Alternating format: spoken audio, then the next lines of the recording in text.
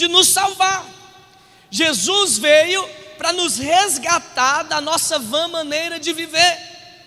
Jesus veio para nos arrancar das trevas para a sua maravilhosa luz. A Bíblia diz que nós estávamos indo direto para o inferno, mas Jesus fez cair sobre ele o pecado de todos nós. Isso não é maravilhoso? É ou não é, irmãos?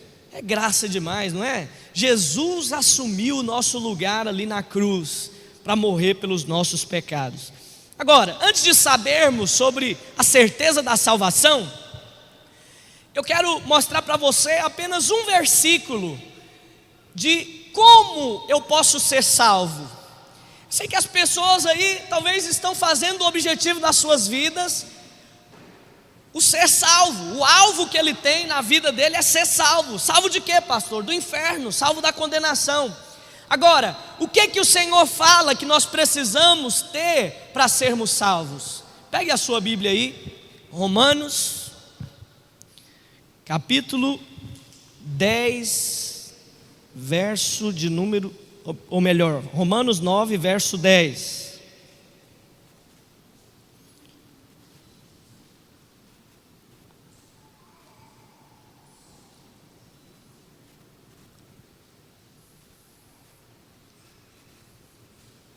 É 10, 9. Não anotei a referência. Romanos 10, verso 9. Isso, esse mesmo. Esse texto é o que nós usamos de base para salvação. O que nós precisamos fazer para ser salvos? Olha o que diz: se com a tua boca confessares Jesus como Senhor, e em teu coração creres que Deus o ressuscitou dentre os mortos, o que vai acontecer, meus irmãos? Você será salvo. Quantos aqui creem que Jesus ressuscitou dentre os mortos? Diga aleluia. Você crê de todo o seu coração nisso? Você crê que Jesus veio, tomou o seu lugar na cruz, morreu por todos os seus pecados? Quem crê nisso, levanta a mão e diga amém. Então todos creem nisso, já é uma boa. Se você não cresce, já seria terrível. Pode continuar lá no 9. Mas aí o que mais que diz? Não é só crer, você precisa também confessar com a sua boca. Você precisa falar. Falar o quê? Falar: Jesus, eu reconheço que o Senhor morreu por mim e que o Senhor ressuscitou. Eu reconheço que o Senhor morreu no meu lugar. Eu reconheço que tu és o Cristo, o Filho de Deus. Quantos aqui já oraram isso com a sua boca? Levante sua mão aí e diga amém. Alguém pode falar: pastor, é só isso que eu preciso fazer para ser salvo do inferno? Só isso. Só isso que você precisa. Crer em Jesus de todo o seu coração e confessar com a sua boca. A Bíblia não põe mais nenhum ponto. Não diz que você tem que ser um dizimista fiel, não diz que você tem que ter obras, não diz que você tem que ter práticas, nada disso. As obras, as práticas, o dízimo, isso aí vai contar para uma outra questão, que é o que nós chamamos de reino, de recompensa. É o reino milenar.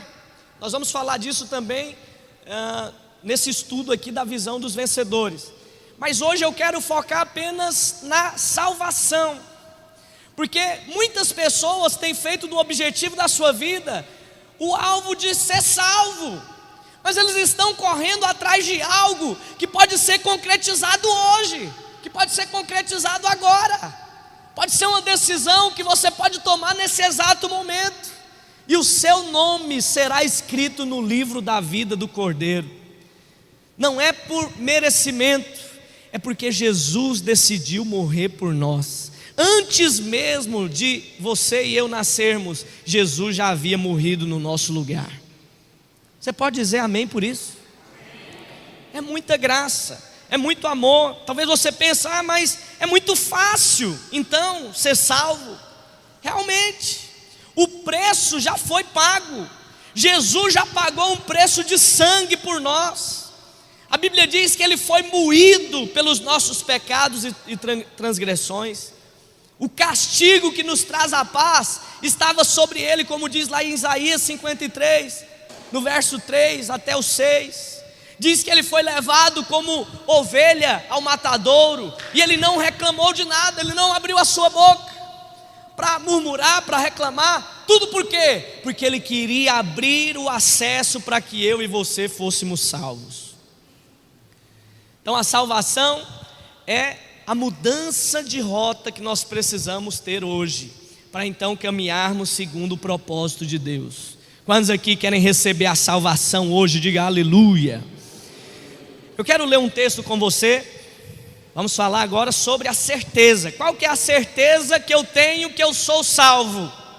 Como que eu posso ter a certeza absoluta de que a salvação é eterna?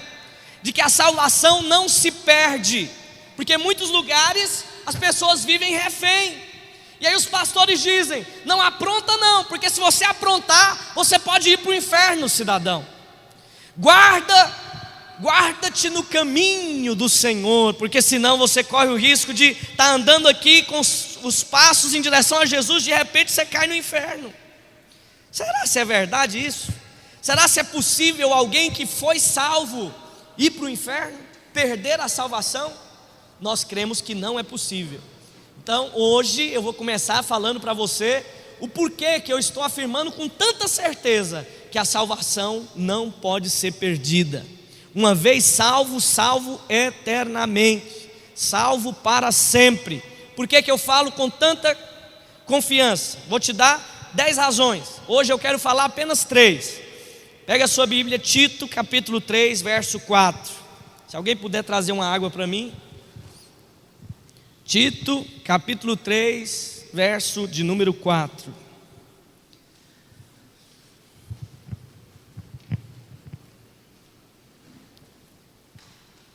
Se tiver sem Bíblia, pode acompanhar aqui na projeção, mas se você tiver Bíblia, abra e vai marcando, porque esses textos eles são muito importantes. Se você tiver uma caneta, sublinhe ele ou faz aí um parêntese, né? Mas não deixe de marcar esses textos. Vamos ler do verso 4 até o verso de número 8.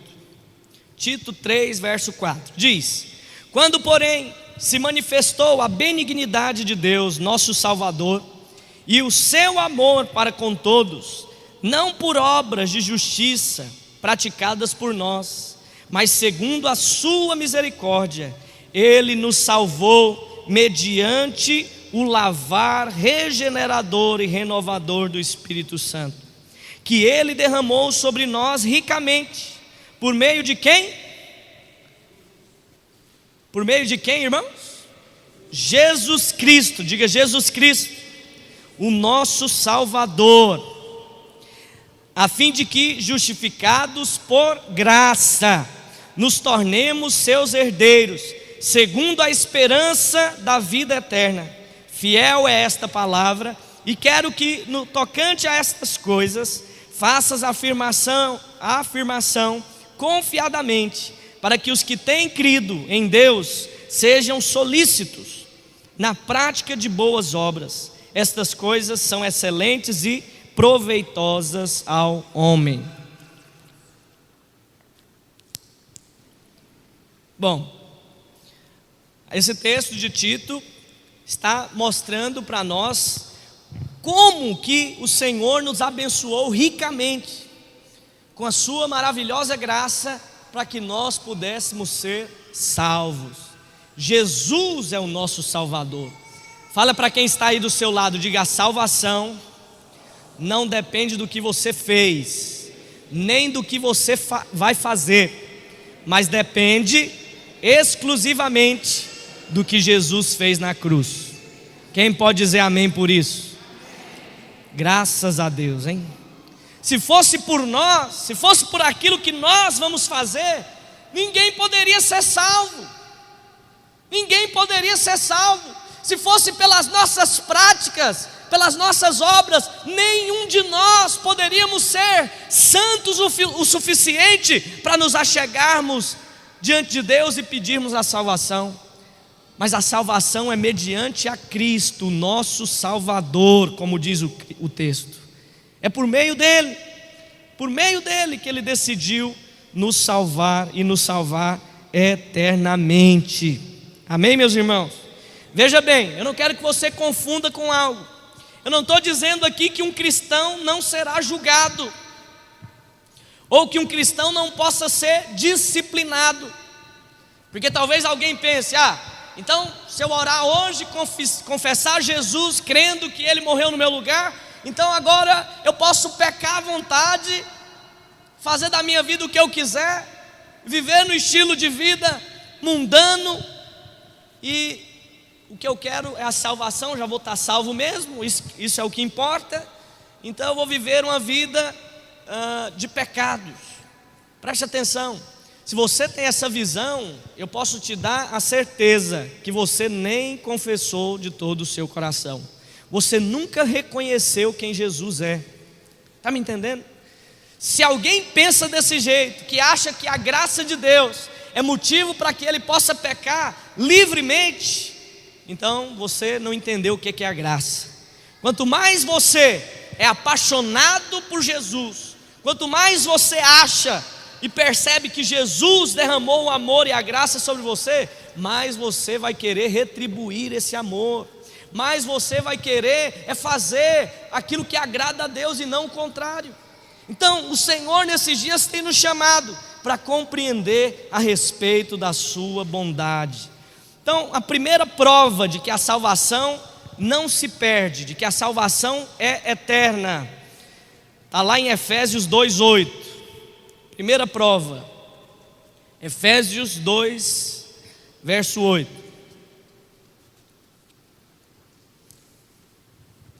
Eu quero falar 10, hoje eu vou falar 3. Primeira está em Efésios 2, verso 8. Olha o que diz: porque pela graça sois o que, meus irmãos? Diga mais alto: sois. Mais alto: sois salvos mediante a fé. E isto não vem de vós, é o que? Dom de Deus. Essa palavra dom é o mesmo que presente, é presente de Deus, não de obras, para que ninguém se glorie. Por que a salvação não é por obras? Porque talvez alguém poderia bater no peito e dizer: olha, eu sou mais santo do que você, eu dou mais dízimo do que você, eu vou mais à igreja do que você, então eu sou salvo. Mas a Bíblia está dizendo que não é por obras, não é por aquilo que você faz que você vai ser salvo. A salvação é mediante a fé, pela graça de Deus. Então a primeira prova de que a salvação é eterna é que a salvação ela vem mediante a graça e o amor de Deus. Diga comigo: a salvação é pela graça e pelo amor de Deus. É um dom, é um presente, e os nossos méritos e as nossas obras não têm absolutamente nada a ver com a salvação. Tudo aquilo que você faz na obra de Deus, tudo aquilo que você pratica, tudo aquilo que você faz que é um esforço, não está contando para você ser salvo, está contando para uma outra coisa. Mas para a salvação, o que você tem que entender é o seguinte: Jesus já fez tudo aquilo que era necessário para que você fosse salvo. Se nós tivéssemos que fazer ainda mais alguma coisa, nós estaríamos fazendo do sacrifício de Jesus incompleto. Quando alguém diz: eu tenho que ter obras para ser salvo, sabe o que ele está dizendo? O que Jesus fez por mim na cruz não foi o suficiente. Eu já vi pessoas falando o seguinte: eu tenho que andar 2 quilômetros de joelho para então receber uma bênção, para ser salvo, para Deus ouvir as minhas preces, para Deus escrever o meu nome no livro da vida. O que é que eles estão fazendo? Estão tentando comprar salvação. Diga para o seu irmão aí do lado, diga: Jesus já comprou no seu lugar. Jesus já salvou a todos. Diga assim: Jesus salvou a todos. Diga: Jesus morreu por todos. Aí você fala: pastor, então para que nós vamos pregar? Bom, Jesus morreu por todos e para todos. Agora a questão é: quem já confessou a Jesus? Quem já reconheceu que o sacrifício dele foi suficiente para que ele fosse salvo? Quem já afirmou e disse: Jesus, o teu sacrifício foi por mim, eu creio que o Senhor morreu no meu lugar, que o Senhor era o Filho de Deus e morreu por mim na cruz? Quem já fez isso? Apenas alguns, mas Jesus morreu por todos. O alvo de Deus é que todos fossem salvos, mas ele sabia que nem todos iriam reconhecer o seu sacrifício. Que nós venhamos fazer do sacrifício de Jesus hoje não algo em vão, mas algo que valeu a pena para que pudéssemos ser salvos. Amém, irmãos? Se é graça, como diz o texto de Efésios, se a salvação é de graça, é pela graça que nós somos salvos, nunca podemos ser um devedor diante de Deus, como muitos pensam. Eles às vezes acham que porque Jesus morreu por eles na cruz, agora eles têm um débito com Deus. E eles precisam ficar bajulando a Deus e falando para Deus o quanto elas são maravilhosas, tentando provar para Deus o quanto elas são boas, o quanto elas são capazes. Preste atenção no que eu vou te dizer aqui: Jesus não quer que você bajule a Ele. Jesus não quer que você prove que você é bom, que você é maravilhoso. Sabe por quê? Porque Ele sabe que nós não somos. Jesus sabe que nós somos pecadores e que carecemos da sua graça e do seu olhar de misericórdia. Se eu demonstro graça aos outros, não posso esperar um pagamento em troca. Jesus não está esperando um pagamento porque Ele morreu por você na cruz. Ele não está esperando algo em troca. Por quê? Porque Ele fez pela graça. É de graça. Diga para quem está do seu lado: a salvação é pela graça. Diga assim para ele: diga: pela graça sois salvos, mediante a fé. Tem que ter fé para crer nisso, sim ou não, irmãos? Tem alguém que pode olhar e falar: meu Deus, mas é fácil demais. Então quer dizer que para eu ser salvo, basta reconhecer que Jesus morreu por mim na cruz? É isso mesmo, só isso. Só precisa disso, é muito simples. Seria muito difícil se Jesus não tivesse morrido na cruz, aí você teria que fazer muita coisa. Mas como Ele já pagou o preço pela nossa salvação, basta agora nós crermos nele. Porque quando você crê no sacrifício que Jesus fez ali na cruz, você então pode receber a salvação. Mas é capaz de eu estar falando isso aqui para irmãos e eles falarem: não é possível, pastor. Que é isso? Não é possível que seja tão fácil assim, meu Deus. Não, esse pastor deve estar enganado, deve estar errado. Não é possível que a salvação seja tão fácil. Eu sei que tem irmãos que ficam lutando para ir para o inferno, louco para querer ir para o inferno, querendo arrumar uma legalidade e dizer que a salvação não está plena. Está doido para ir para o inferno. Creia, meu irmão, creia que Jesus já morreu por você. E se Ele morreu, não há mais condenação para você que está em Cristo Jesus. Está me entendendo? Não há mais pecado sobre nós quando nós nos arrependemos diante de Deus. A Bíblia diz que uma vez que você crê no nome dEle, que você confessa os seus pecados, eles são todos apagados. Você não precisa ficar com aquele pensamento de acusação, falando: ai meu Deus do céu, pequei de novo, ai, minhas mãos estão sujas de pecado, eu não posso levantar a mão para adorar a Deus, porque eu sou um verme inútil, incapaz de buscar a Deus, eu mereço o inferno mesmo, eu sou isso, eu sou aquilo, olha o pecado que eu cometi. Basta confessar os seus pecados diante de Deus, basta reconhecer que Jesus já morreu no seu lugar, basta reconhecer que Ele já pagou o preço por cada um de nós.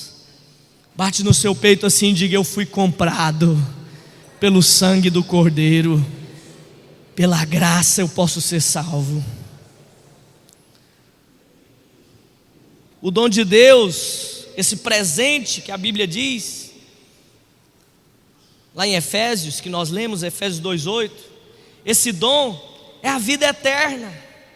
Assim, não é possível você perder mais a vida. Por quê? Porque Deus já te deu.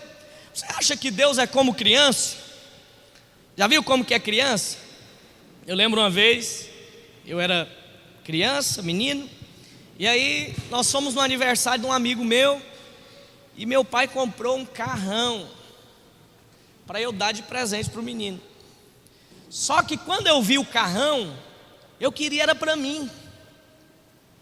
Aí o que eu fiz? Eu falei: pai, não tem jeito de comprar um piorzinho não e dar para ele? E eu fico com esse. Ele falou: não tem não, vamos dar esse mesmo. Aí cheguei lá, pedi mais uma vez: pai, por favor, deixa eu ficar com esse carro, vamos dar uma outra coisa para ele depois. Não, nós vamos dar esse. Aí chegou na hora de dar o presente, ficava naquele tormento, né? Pega, pode pegar de todo o coração. Aí o menino pegava: obrigado. Pega, não soltava o presente. Aí meu pai: solta o presente, meu filho. E eu estou soltando. Pode pegar. Solta, meu filho. Não, está solto. Mas não soltava. Queria porque queria o brinquedo. Deus não é assim, que dá e depois arrepende, fala: me dá de volta, você está aprontando demais, não merece mais a salvação, danadinho, está aprontando muito, dá para cá de volta, me dá aí. Deus não é assim, irmãos.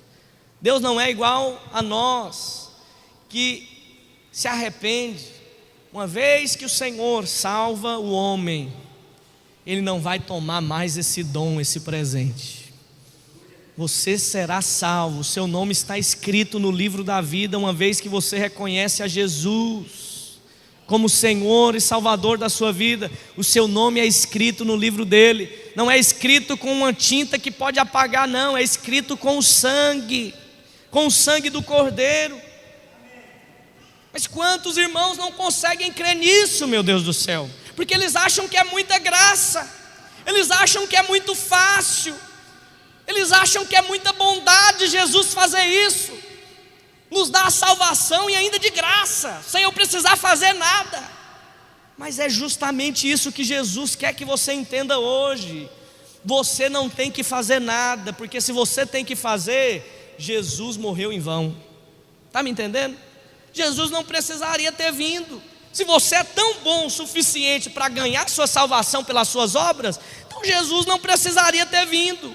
Mas Jesus é tão gracioso que Ele sabia que mesmo que eu e você tentássemos, nós nunca conseguiríamos ser salvos sozinhos. Por isso Ele veio, morreu no nosso lugar, tomou o nosso lugar ali na cruz. E uma vez que Ele tomou o nosso lugar na cruz, Ele nos fez santos assim como Ele é. Diga amém. Agora tem uma questão aqui que eu quero que você compreenda também. Como eu já disse, Deus não nos dá algo e depois pede de volta. Se a vida eterna nos foi dada de graça, então o Senhor não nos vai pedir ela de volta. Está me entendendo? Se Ele nos deu como um presente, jamais nós poderemos perder essa vida, jamais nós poderemos perder essa salvação, jamais nós poderemos perder aquilo que Jesus fez por nós ali na cruz. Quem está entendendo, diga aleluia. Então veja, Deus Ele é eterno e Ele não muda. Se Jesus foi capaz de morrer pelos nossos pecados e nos salvar, é porque Ele não vai se arrepender daquilo que Ele fez. Como diz lá em João 3,16, diz que Deus amou o mundo de tal forma, de tal maneira, que entregou o seu Filho único para morrer no nosso lugar.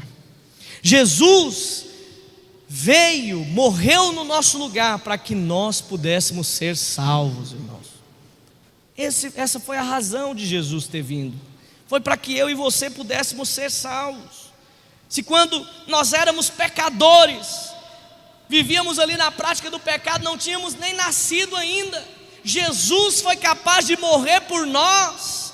Imagina o que Deus pode fazer agora na sua vida, a partir do momento que você reconhece a Ele como Salvador. Imagine o que Jesus pode fazer na vida daqueles que reconheceram a sua graça, que reconheceram o seu amor. Projeta aqui para mim, lá em Romanos 8:32. Quem que você acha que é mais importante? Jesus ou a salvação? Quem é maior, Jesus ou a salvação? Lógico que é Jesus, porque Jesus é quem salvou. Ele é maior, Ele é o próprio Deus. Agora, olha o que Romanos 8:32 diz: aquele que não poupou o seu próprio filho, antes por todos nós o entregou, porventura não nos dará graciosamente com ele todas as coisas? O que a Bíblia está dizendo? Se Deus não poupou a vida do próprio Jesus, você acha que Ele vai impedir, que Ele vai te, como que eu posso dizer, te negar algo?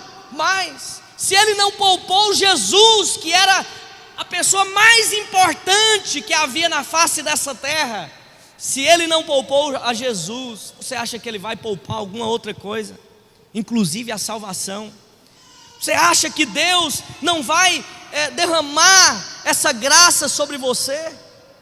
Meu irmão, Deus, Ele quer que você compreenda hoje que você pode viver uma vida em paz com Deus, uma vida em paz com o Senhor. Você não precisa ficar a sua vida inteira correndo atrás de ser salvo. Você pode resolver isso hoje, agora. Basta você crer e reconhecer o Senhor como o Salvador da sua vida. Ele morreu e derramou a salvação de graça para você. Quem está me entendendo aqui, diga glória a Deus. A única coisa que nós temos que fazer hoje é crer no sacrifício de Jesus. É isso que nós temos que fazer. Essa exigência. Não é isso que nós lemos lá, o primeiro texto? Lá em Romanos 10:9, que diz que nós temos que crer de todo o coração e confessar com a nossa boca para sermos salvos. É isso que o Senhor quer que você compreenda hoje. Então, por que a salvação ela não se perde? Por que nós cremos que ela não se perde? Porque ela é pela graça, ela é um dom de Deus, é um presente, e se é um presente não pode ser tomado de volta. Se Deus deu, Ele não vai se arrepender e falar: não, você está aprontando demais, me dá aqui de novo. Você não está merecendo ser salvo, você está merecendo ir para o inferno de novo. Deus não é desse jeito. Uma vez que o Senhor salva, Ele salva para sempre. Amém ou não? Segunda prova de que a salvação é eterna está lá em João 1:12. João capítulo 1, verso 12. Segunda evidência é de que nós fomos feitos filhos de Deus. Nós fomos feitos filhos de Deus. João 1:12 diz assim: mas a todos quantos o receberam. Quem já recebeu Jesus aí no seu coração, diga aleluia. Então a Bíblia está sendo escrita aqui para você. Olha o que o Senhor está escrevendo para ti. Todos quantos o receberam, deu-lhes o poder de serem feitos. Feitos o que, meus irmãos? Filhos de Deus, a saber, aos que creem no seu nome. Mais uma vez o Senhor está dizendo: aquele que crê no meu nome vai ser feito. Ser feito o quê? Vai ser feito filho de Deus. Filho de Deus. E o interessante é que, se Deus é o nosso Pai, se nós fomos feitos filhos de Deus, não tem nada nessa terra que possa eliminar essa realidade. Para nós aqui é assim. Por mais que um filho queira deserdar o filho, ou melhor, por mais que o pai queira deserdar o filho, vai lá no tribunal e fala: olha, esse menino aqui não é mais meu filho, a partir de hoje ele é um sem teto. É possível acontecer isso nas leis aí? É possível. Mas aí se o menino falar: eu quero o DNA, então tem como você fugir. Você é meu pai, pronto, querendo ou não você vai ser. É uma realidade inquestionável.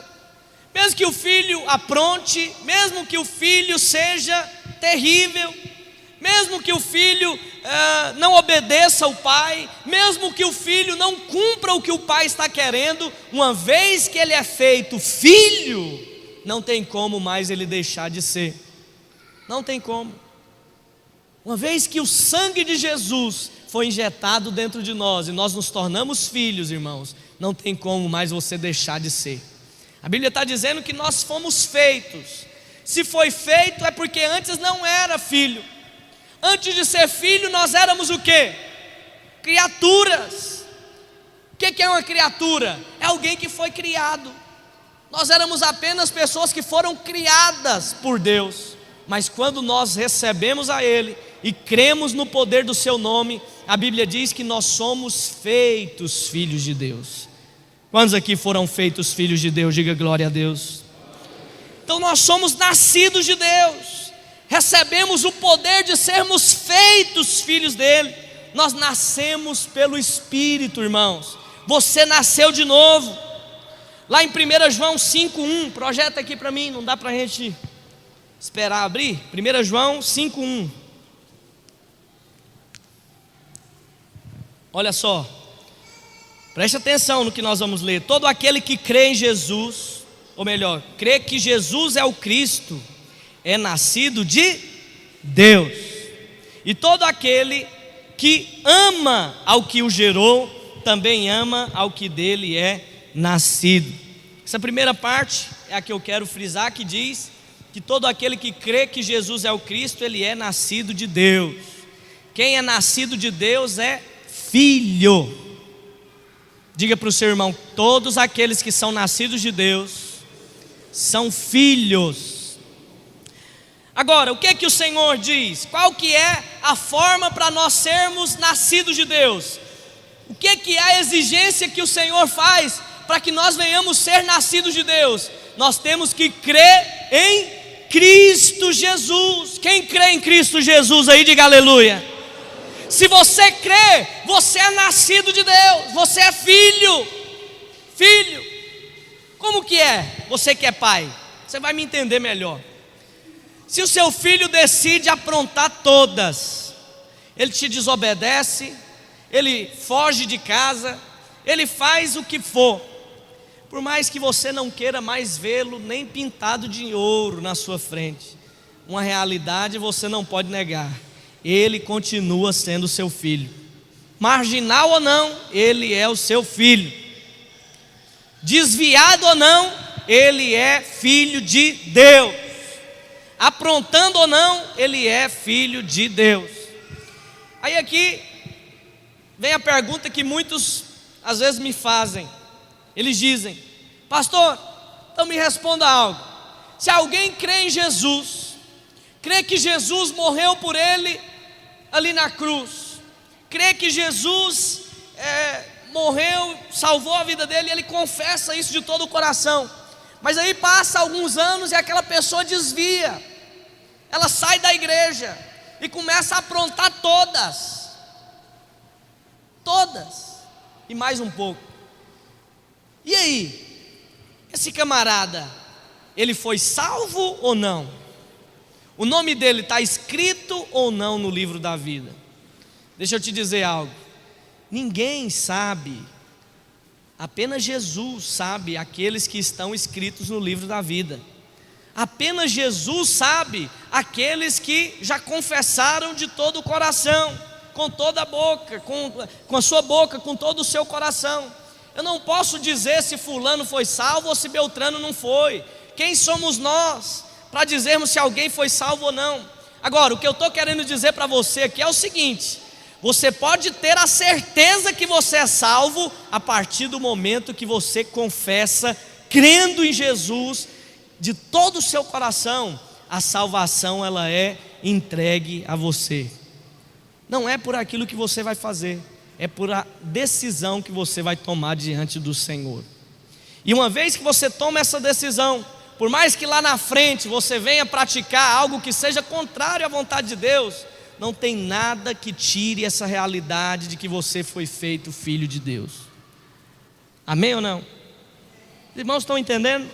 Então a segunda prova de que a salvação não pode se perder é que uma vez que nós cremos no Senhor e o recebemos, nós fomos feitos filhos de Deus. E uma vez filhos, nós somos filhos eternamente. Somos filhos para sempre. Quantos podem dizer aleluia?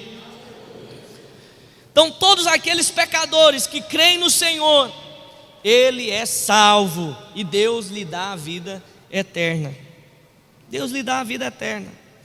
Mas alguém pode vir e questionar, falando o seguinte: mas se o filho ou o pai vier a morrer, essa paternidade, essa filiação, ela vai acabar.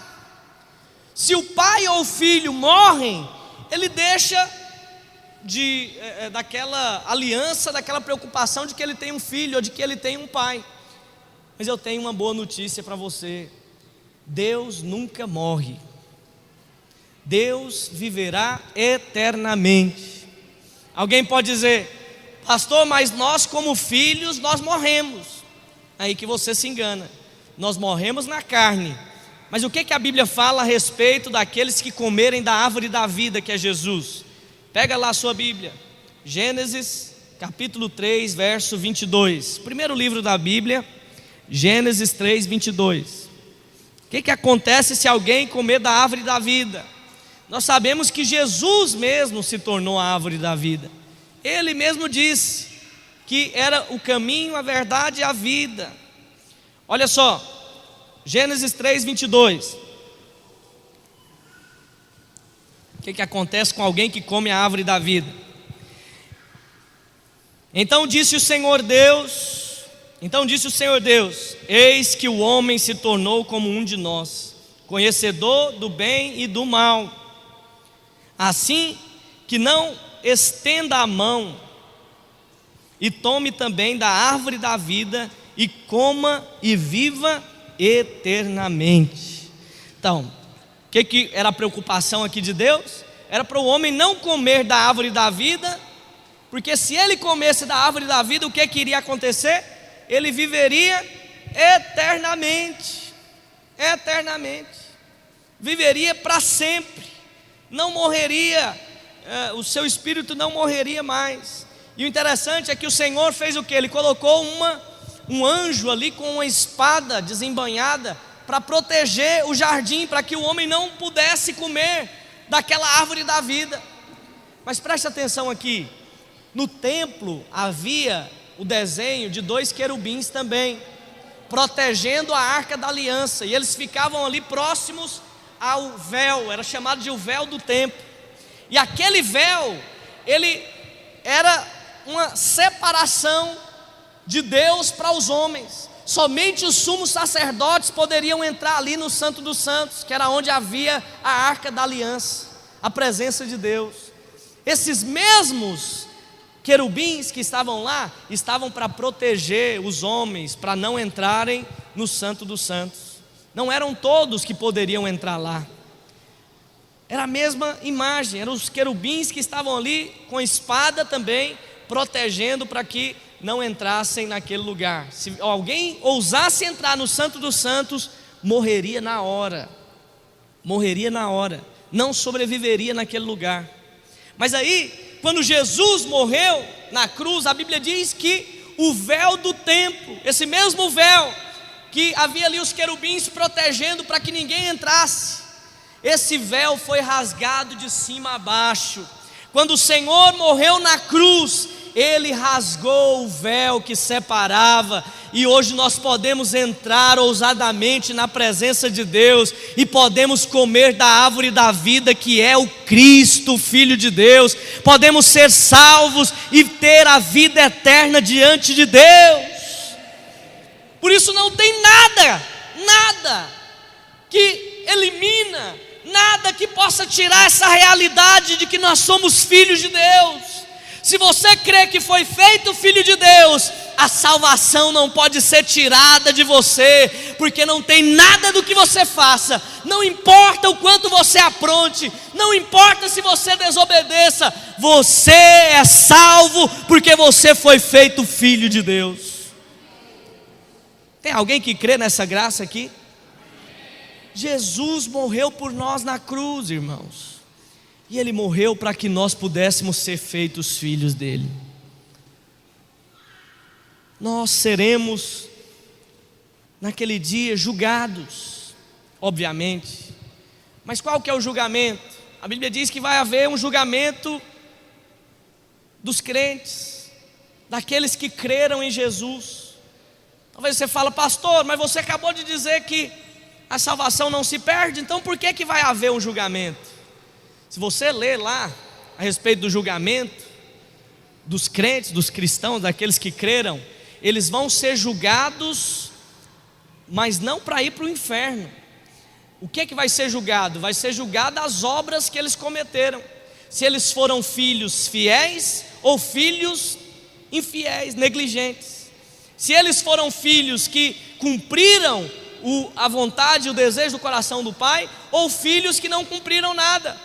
Mas aí o que que nós vemos lá? Nós vemos que aqueles que não cumpriram, que foram considerados infiéis, a Bíblia não diz que eles vão para o inferno. Não diz. A Bíblia diz que eles são salvos, porém não receberão a recompensa, não receberão o galardão.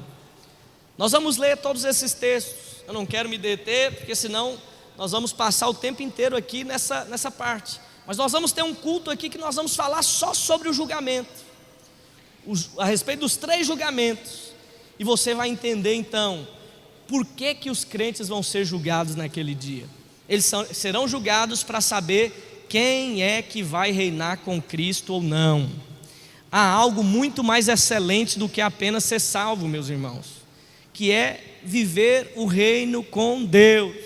A Bíblia diz que o Senhor vai estabelecer o seu reino durante 1000 anos, e somente os vencedores, somente aqueles filhos que tiverem obras, que foram salvos, obviamente, mas que tiverem obras, estes reinarão com o Senhor durante aqueles 1000 anos. E aí, talvez você pergunte: e aqueles que não tiveram obras, que foram filhos, se tornaram filhos, mas que por alguma razão desviaram dos seus caminhos, desobedeceram, viveram na prática do pecado, o que será feito? Estes, a Bíblia diz que serão considerados como filhos maus e negligentes, infiéis.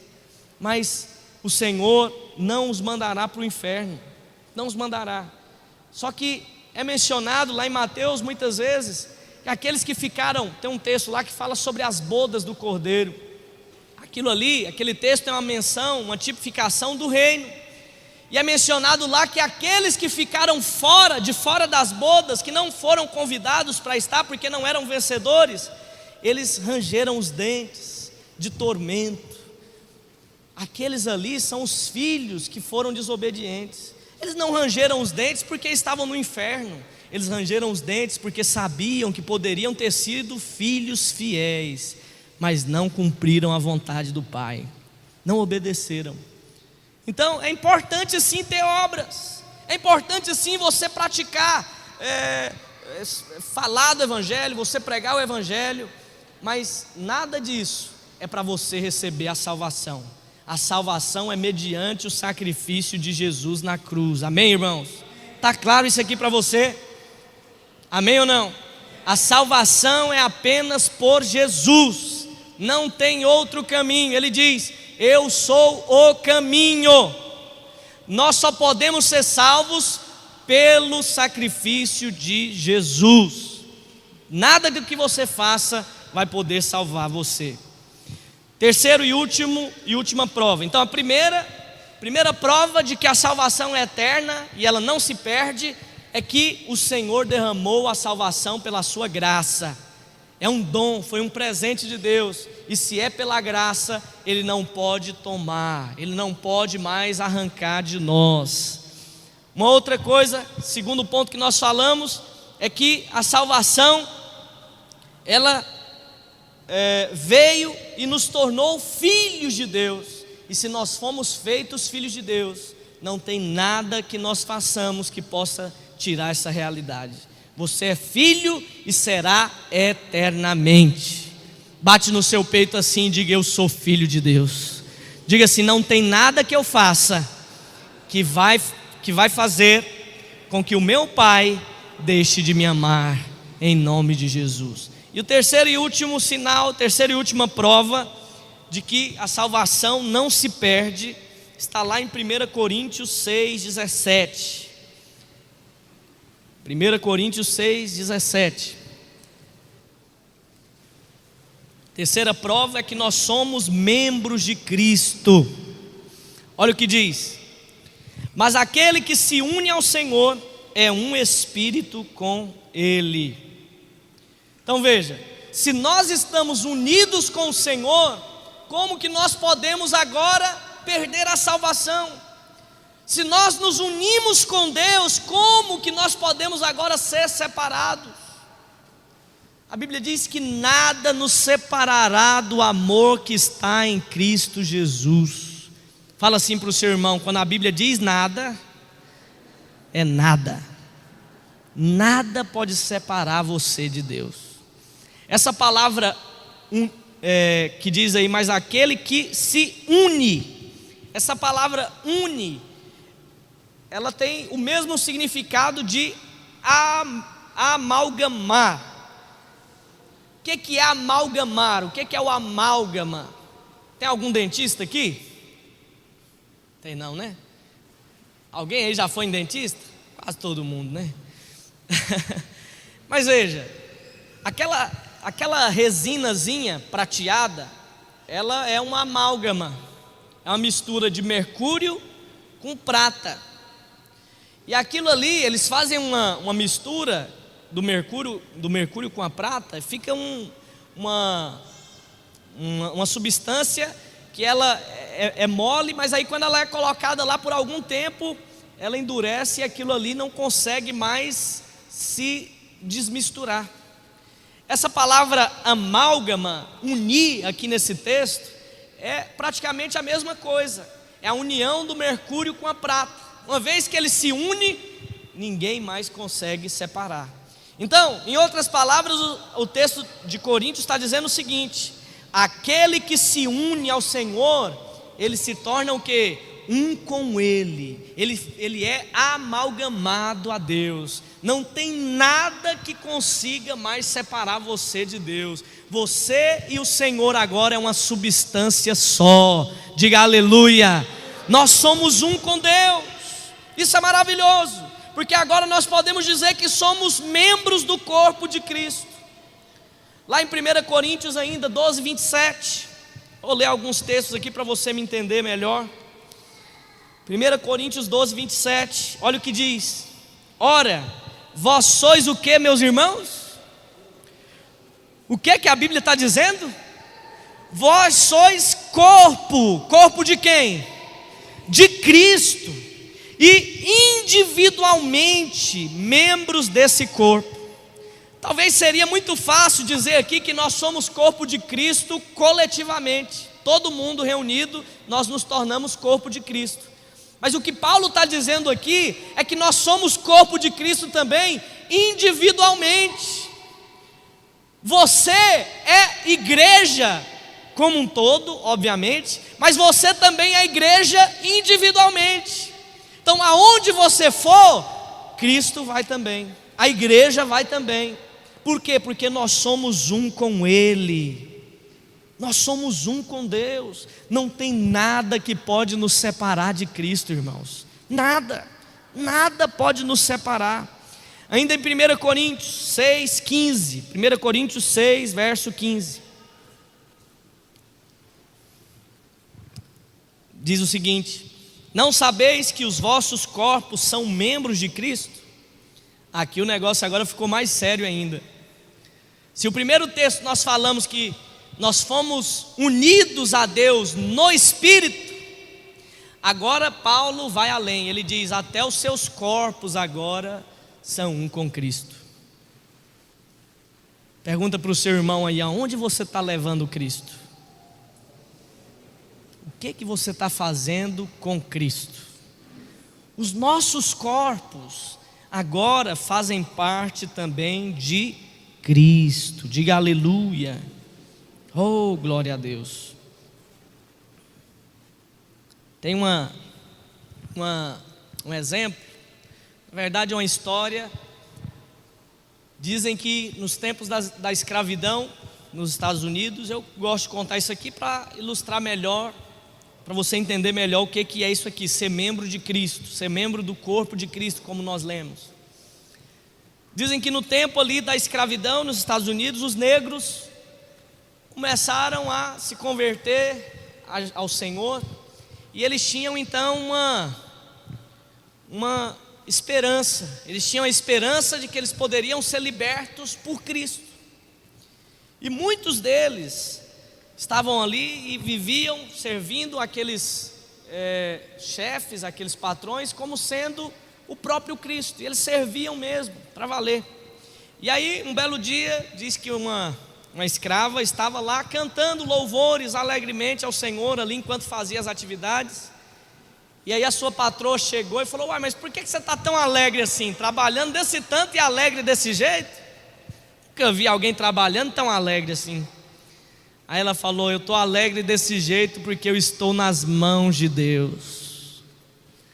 Aí a patroa olhou e falou, crente também, religiosa, né? A patroa olhou e falou: uai, mas Deus é um Deus tão grande, e a mão dele deve ser tão grande, que se tiver com algo tão pequeno como você nas mãos dele, é perigoso você cair entre os dedos e às vezes até perder a sua vida.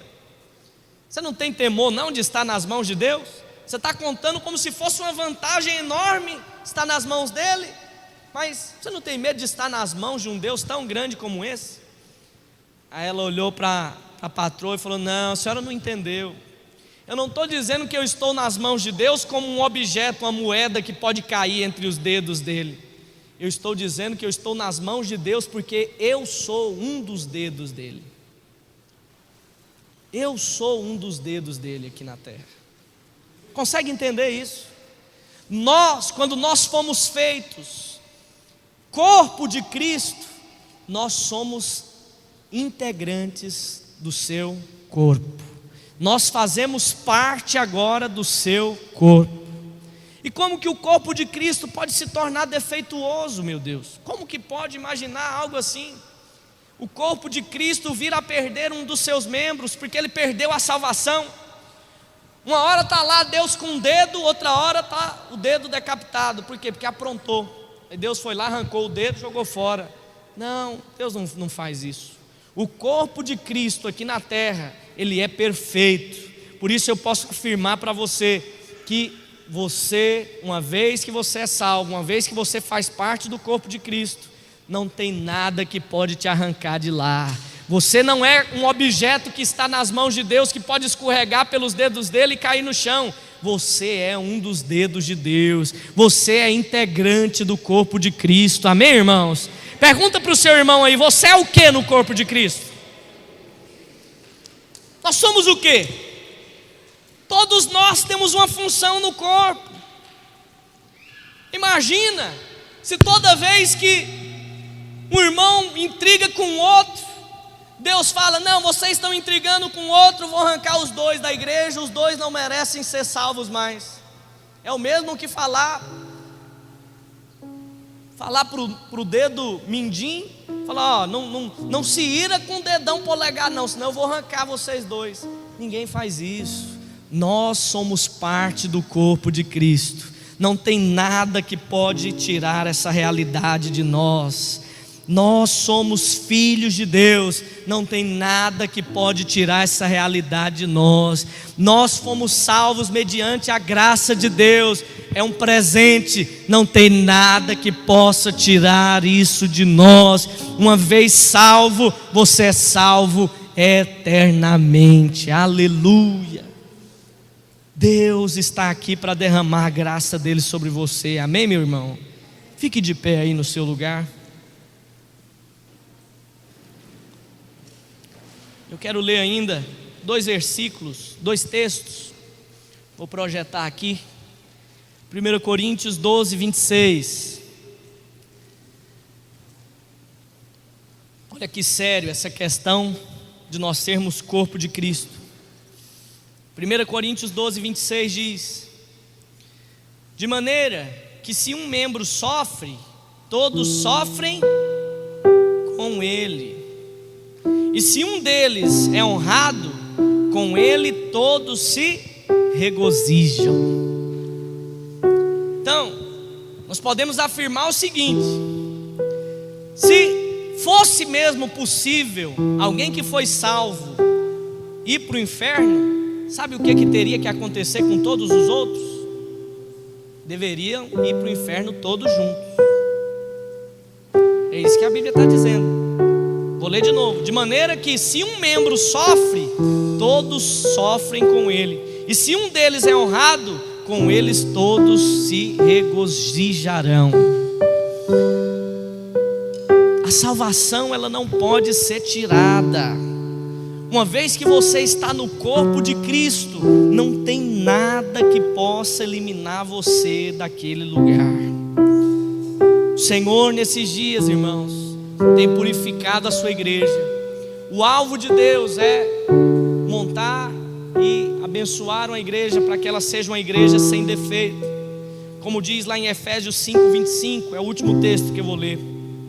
Efésios 5:25 diz: maridos, amai vossas mulheres, como também Cristo amou a igreja, e a si mesmo se entregou por ela, para que a santificasse, tendo-a purificado por meio da lavagem de água pela palavra, para a apresentar a si mesmo igreja gloriosa, sem mácula, nem ruga, nem coisa semelhante, porém santa e sem defeito.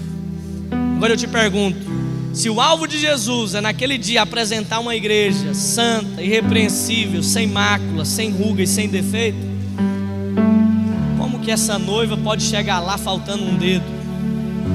Como que essa noiva é sem ruga, sem mácula, sem defeito, ela vai chegar lá faltando um olho, porque o olho aprontou, porque o olho fez algo e agora não está mais no corpo? Como que pode isso?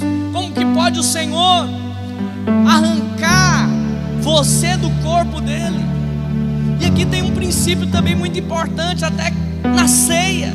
Quando nós ceiamos, irmãos, nós estamos declarando o quê? Senhor, nós fazemos parte do teu corpo. Nós reconhecemos o sacrifício do Senhor naquela cruz, o sacrifício que foi por mim, para me salvar, para me arrancar das trevas e me levar para a maravilhosa luz. Quantos creem aqui que o sangue de Jesus te lavou de todos os pecados? Quantos aqui creem que o sacrifício de Jesus é suficiente para que você seja salvo? Quantos aqui creem que você foi feito filho de Deus e não tem nada que possa tirar essa realidade de você? Levante suas mãos, feche os seus olhos aí no seu lugar, enquanto nós tocamos aqui agora, não mediante a palavras de homens, mas deixa o Senhor falar no seu coração nessa noite. Abra o seu coração, meu querido. Deixa o Espírito Santo de Deus abrir os seus olhos, para que você enxergue a tamanha graça que Ele derramou por nós. Não foi mediante a obras, mas foi mediante a graça, para que ninguém se glorie. Foi mediante o sacrifício que você e eu podemos hoje declarar que fomos salvos. Não é uma questão de merecimento, mas é porque Ele decidiu morrer por nós. Ele nos fez filhos dele, e nada pode tirar essa realidade. Não tem nada do que você faça, não tem nada do que você já fez ou do que você possa fazer que possa tirar essa realidade de que você é filho de Deus. Você é filho de Deus, você é filho de Deus, você é da família de Deus. Ele é o seu pai, Ele não vai te abandonar, Ele não vai deixar você, Ele não vai riscar o seu nome. Deus é bom, Deus é gracioso. Ele nos está trazendo hoje, irmãos, a revelação de que nós somos parte dele aqui na terra. Nós somos o corpo do Senhor aqui. Nós somos a igreja do Senhor, que foi chamada para ser uma igreja sem ruga,